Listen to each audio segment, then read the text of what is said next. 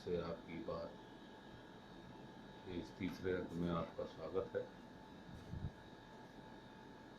पिछले अंक में मैंने बात करी थी आपसे कि ऑक्सीजन यानी कि जो प्राणवायु या उसको कहें प्राणिक एनर्जी जो आपके शरीर में प्रविष्ट करती है तो वो आपको ऊर्जा देती है। ये प्राणवायु पूरे वातावरण में उपस्थित है। ऐसा माना गया है कि शरीर जो है वो 5 तत्वों से मिलकर बना हुआ है। क्षिति, जल, पावक, गगन, समीरा। तो पावक यानी अग्नि के लिए ऑक्सीजन आवश्यक है। इसको इस तरह से समझें कि अगर एक जलती हुई मोमबत्ती के ऊपर गिलास अगर आप रख दें तो वो उसकी लौ तब तक जलती रहती है जब तक कि उसके अंदर ऑक्सीजन मौजूद है। धीमे धीमे करके जैसे जैसे वो ऑक्सीजन खत्म होती जाती है वैसे वैसे उसकी लौ धीमी पड़ती है और वो अंत में बुझ जाती है। यही वायु या यही प्राणवायु यानी ऑक्सीजन जब आपके शरीर में प्रविष्ट करती है तो आपके शरीर को ऊष्मा देती है। और ये ऊष्मा एक नॉर्मल या साधारण रूप में शरीर के अंदर मौजूद होती है और जिसको कि एक शरीर में तापमान के रूप में अगर आप समझें तो वो मौजूद है।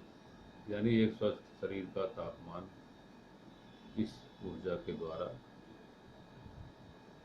बनाया जाता है, जो कि एक सजीव का मुख्य लक्षण है कि उसके अंदर तापमान। यही तापमान या यही ऊर्जा जब अपना फोर्स यानी वाइटल फोर्स या प्राणिक बल के रूप में कार्य करती है तो हृदय को भी अपना फोर्स या बल प्रदान करती है, जिससे शरीर के अंदर रुधिर का या रक्त का बहाव पैदा होता है। ये बहाव जब अपना प्रभाव शरीर की धमनियों पर डालता है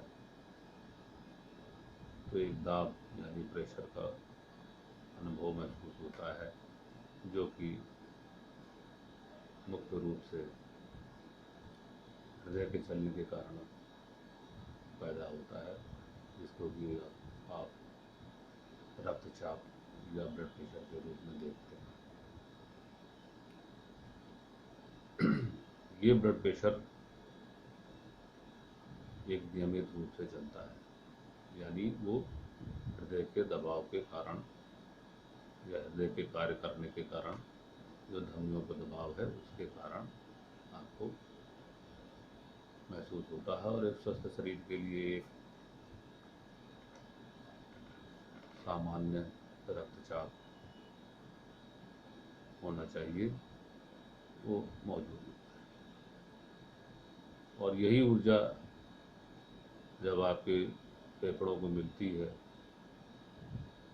तो श्वसन यंत्र काम करता है, यानी आप साधारण रूप से सांस लेते हैं और यही सांस भी एक लय के हिसाब से आपके अंदर प्रविष्ट होती है और वो भी एक नियमित रूप से आपके शरीर को मिलती है। तो अगर पूरे शरीर के अंदर इस ऊर्जा के क्रम को देखें तो एक तो सामान्य रक्तचाप यानी दबाव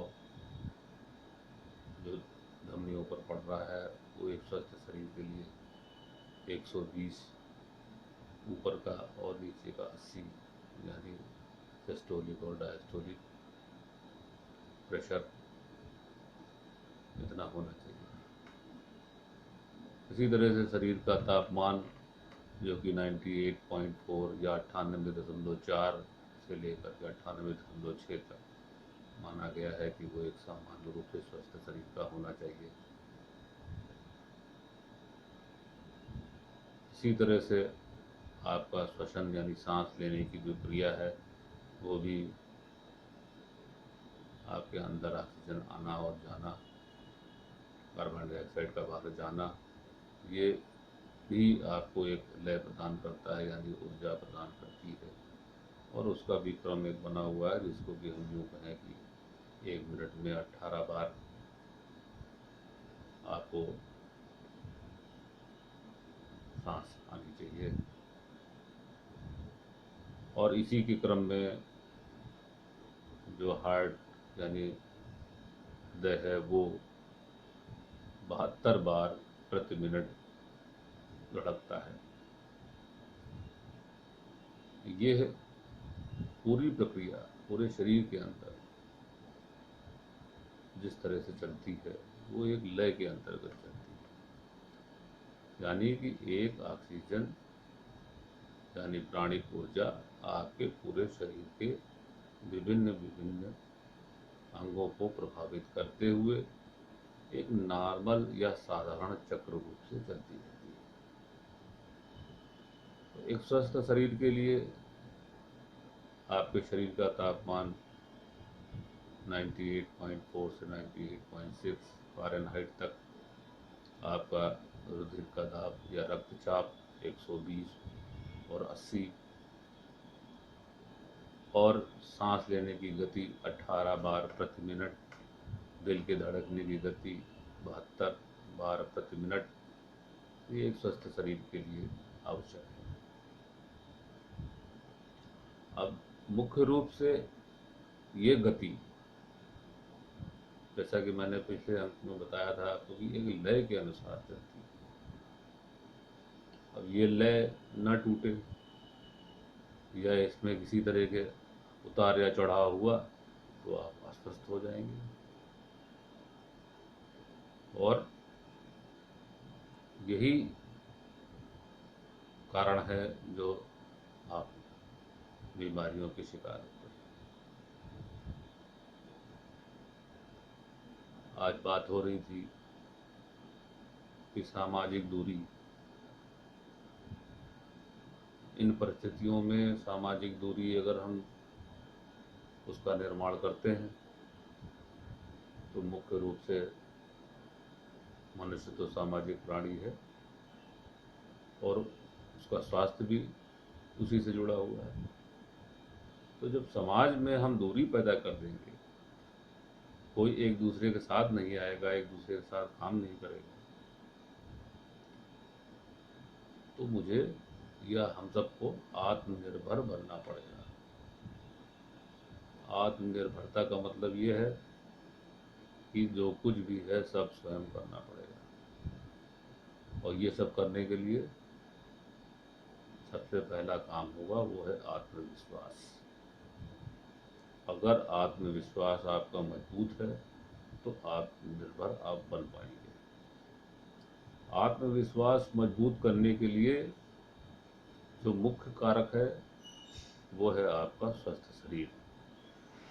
अगर आप पूर्ण रूप से स्वस्थ हैं, शारीरिक रूप से स्वस्थ हैं, मानसिक रूप से स्वस्थ हैं, तो आपका आत्मविश्वास मजबूत है,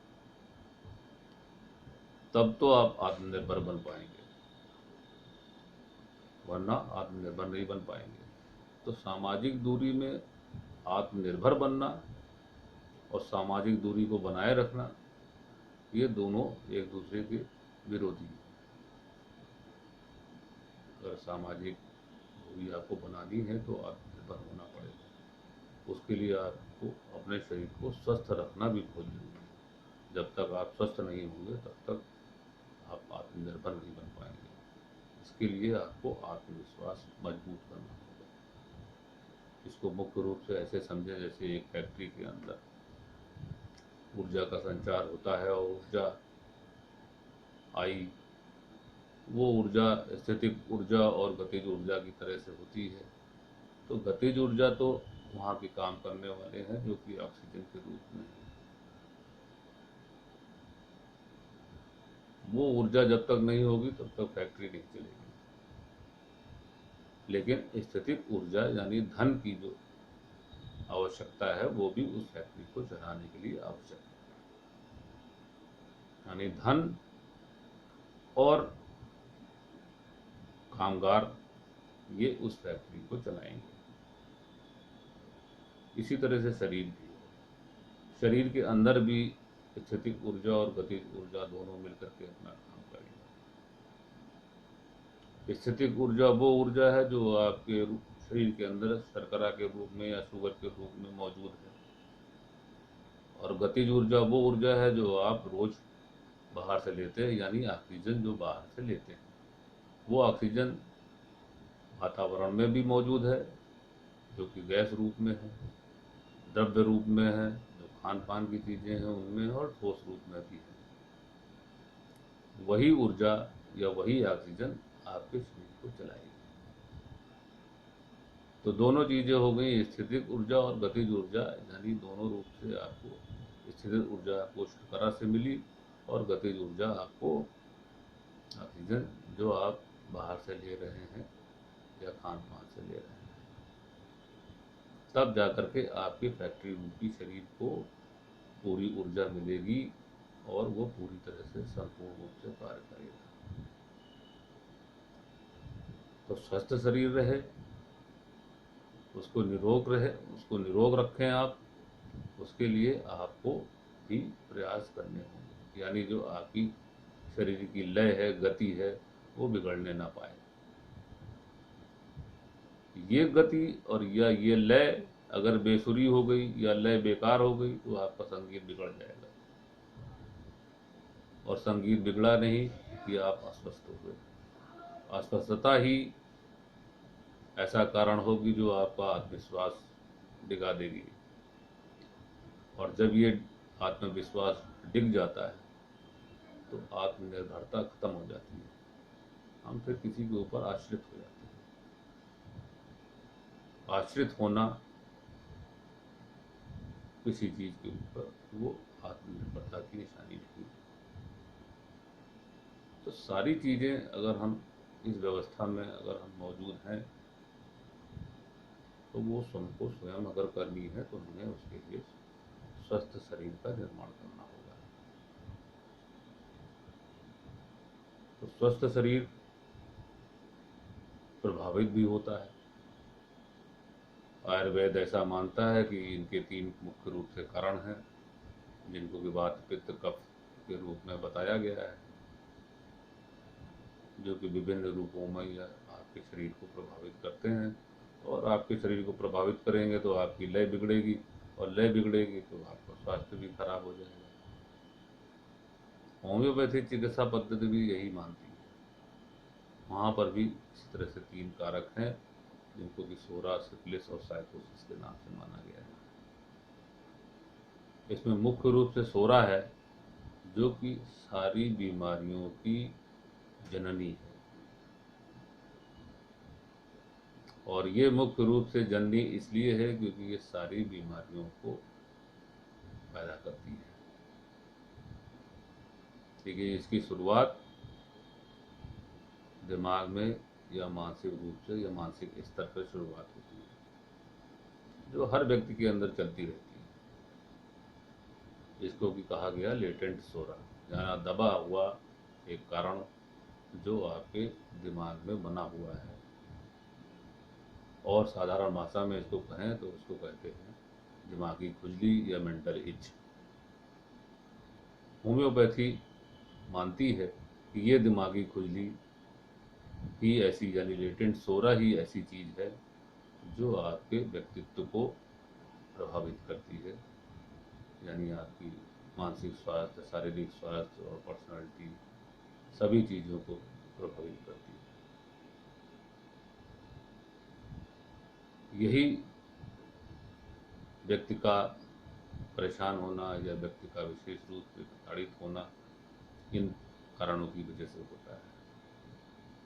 चाहे आयुर्वेदिक की दृष्टि से देखें, चाहे होम्योपैथी की दृष्टि से देखें। तो महात्मा हनीमैन साहब ने इसी व्यक्तिगत विवरण को ही आगे व्यक्तिगतीकरण के रूप में यानी इंडिविजुअलाइजेशन के रूप में अपनी चिकित्सा विधा के अंदर रखा। यानी यही इंडिविजुअलाइजेशन ही ऐसा आधार है जो व्यक्ति को व्यक्ति से अलग करता है, और यही व्यक्ति से व्यक्ति को अलग करना यानी एक व्यक्ति का संपूर्ण आधार अलग और दूसरे व्यक्ति का संपूर्ण आधार अलग, उसको एक यूनिटी मान करके हम उसका इलाज होम्योपैथी चिकित्सा विधा में करते हैं।